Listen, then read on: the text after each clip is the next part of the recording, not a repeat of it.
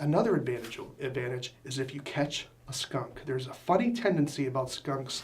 Whenever people set traps on the ground, like for a squirrel per se, I don't recommend trapping on the ground for squirrels, but a lot of your customers do.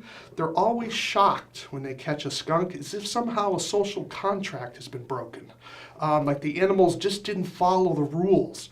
As if somehow there's a sign that says skunks do not apply, and they're always horrified that they caught a skunk because they think that somehow the skunk should have known that it wasn't for them. Well, however that works, skunks seem to have to be drawn to traps not set for them. So that's going to happen to you as well. So by covering the trap, you now have a blind side to approach it, where you can then add the rest of the cover to carry it away, or you have a blind spot to cover it and then open the door and then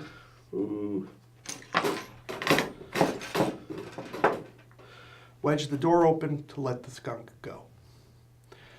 And then I would take the cloth away if you're going to walk away. But by doing that in advance, it saves you a world of time and a world of hurt. So you help the humaneness of the trap, you reduce client and neighbor stress with the trap, and you allow yourself the ability to handle a skunk should one be caught when you're doing ground trapping.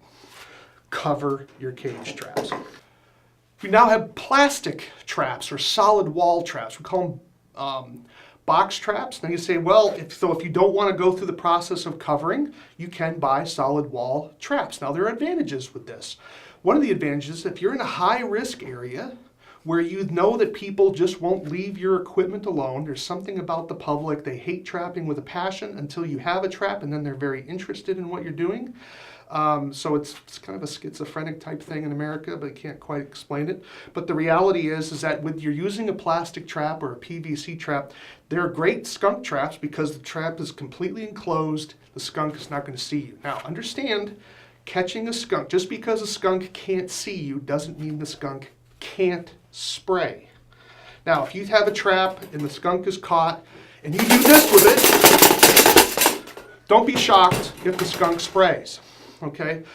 But normally, under normal circumstances, a skunk that's treated gently will not spray. They don't like the odor any more than you do, and females will actually spray males that they don't like. So it's tough being a skunk at times. So the reality is you need to be careful on how you're using it. So with the plastic trap, it provides you the ability to keep an animal out of sight, so people aren't feeding it, so they're not being involved with it. It's safer around children.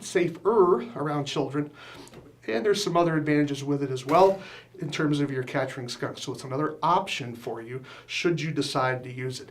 My business didn't use many plastic traps because my covering of the trap provided that particular solution and is a cheaper alternative, but everyone's different. You have other advantages with plastic traps as well. Sometimes you're able to turn them up and use them as a euthanasia device. Whether you're using certain products you can use inside of them that will kill the skunk while it's inside. So there are advantages. It's all a matter of personal taste. So just decide what yours are.